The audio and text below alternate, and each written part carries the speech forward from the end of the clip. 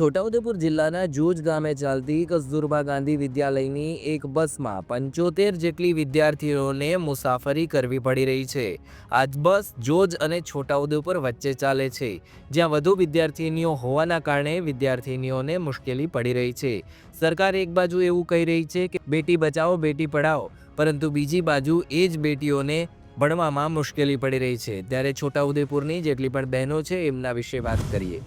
છોટાઉદેપુર જિલ્લાના જોજ ગામે ચાલતી કસ્તુરબા ગાંધી વિદ્યાલયની વિદ્યાર્થીનીઓને એકની એક બસમાં 75 જેટલી વિદ્યાર્થીનીઓને જોજ અને છોટાઉદેપુર વચ્ચે મુસાફરી કરવી પડે છે। જોજથી છોટાઉદેપુર ખાતે હરરોજ આવન જાવન કરવું પડે છે અને SF હાઈસ્કૂલમાં અભ્યાસ માટે હરરોજ અપડાઉન કરવું પડે છે। શનિવારના રોજ બસ મોડી ઉપડે છે, ત્યારે શૈક્ષણિક કાર્યના 2 પીરિયડ પૂરા થઈ જાય છે। એનાથી વિદ્યાર્થીનીઓને ભણવામાં મુશ્કેલી પડી રહી છે। છોટાઉદેપુર અને ડેપો વચ્ચે અડધા કિલોમીટરનો અંતર છે। પગપાળા ચાલી અને સ્કૂલ સુધી પહોંચવું પડે છે વિદ્યાર્થીનીઓને। 75 જેટલી વિદ્યાર્થીનીઓ એકની એક બસમાં બેસતી હોવાથી બસમાં અમુક વિદ્યાર્થીનીઓને બેસવાની જગ્યા પણ નથી મળતી। ધોરણ 9 થી 12ની વિદ્યાર્થીનીઓ અપડાઉન કરી અને અભ્યાસ કરે છે। બસમાં વધારે પડતા પેસેન્જર હોવાના કારણે ભારે મુશ્કેલીનો સામનો વિદ્યાર્થીનીઓને કરવો પડે છે। સરકાર જોજ ખાતે ધોરણ 9 થી 12ની શાળામાં ભણતી વિદ્યાર્થીનીઓ માટે અલગથી વ્યવસ્થા કરી આપે એવી વિદ્યાર્થીનીઓને માગ કરી છે, જ્યારે હાલ તો વૈકલ્પિક વ્યવસ્થા તરીકે બીજી બસ ફાળવવામાં આવે એવી માગ વિદ્યાર્થીનીઓ કરી રહી છે।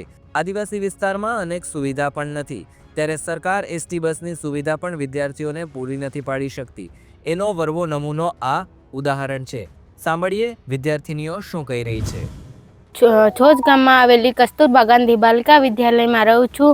હું SF હાઈસ્કૂલમાં ભણવા જાઉં છું અને અમારે ખૂબ જ તકલીફ પડે છે।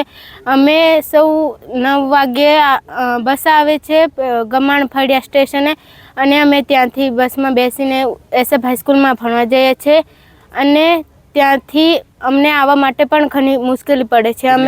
અમે 75 વિદ્યાર્થીનીઓ બસમાં આવીએ છીએ અને ખૂબ જ અગવડતા પડે છે। એક જ બસમાં આવીએ છીએ અમે, અને શનિવારની બસ અમારે નથી આવતી, એટલા માટે અમને ઠેક ટાઈમ પેટ્રોલ પંપ સુધી ચાલીને જવું પડે છે અને આવવા માટે પણ ત્યાં ઉતરી જવું પડે છે। અમારી સુરક્ષાનો પણ પ્રશ્ન બને છે આમાં, એટલા માટે એક જ પ્રશ્ન છે કે અમારે બસ મુકાવાની છે।